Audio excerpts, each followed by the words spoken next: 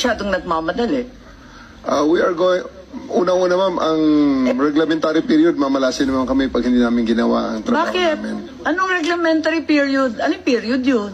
The Article Dahil sinabi na 125, nga ni Executive Director sa ating PCTC, na diffusion lang naman yun eh. Wala nga commitment pinag-uusapan dun eh. Wala nga red notice, pambira eh. there is a warrant. Takal na ni Arnie Tevez eh. Wala pa rin, di ba?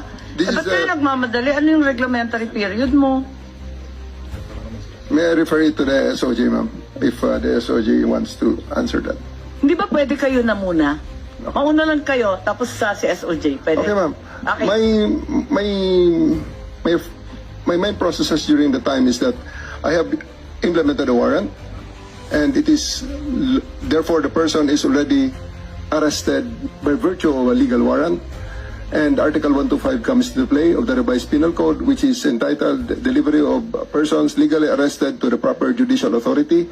And I do believe at this point the judicial authority will be the ICC. Therefore, I have to abide with that Article 125 of the So revised inaamin penal code. mo warrantless arresto. Kasi yung Article 125 ng RPC does not apply kung may warrant. So inaamin mo walang warrant. At the many stages, ma'am, all the many other, Hindi, among make other up your laws. mind, General Torre. Warrantless arrest ba to o may warrant? Kasi ang liwanag naman ng Article 125 eh, ng revised penal I do code. believe that I have a warrant at this time. I just don't want to be... Hindi walang reglementary period. Mamili ka. Kapag warrantless arrest, edi may period. Kapag may warrant, walang period. Just the same, ma'am, I have to deliver Hindi him to the pareho judicial yun, proper authority. kapatid.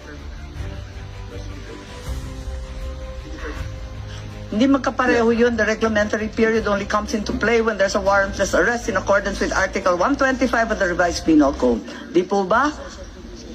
At saka may kinalaman yun sa delivery of the accused and arrested. Di po ba? And I'm being cautioned by the DOJ, ma'am, that it may be sub judice already to discuss that because of the habeas corpus pending in the Supreme Court, ma'am.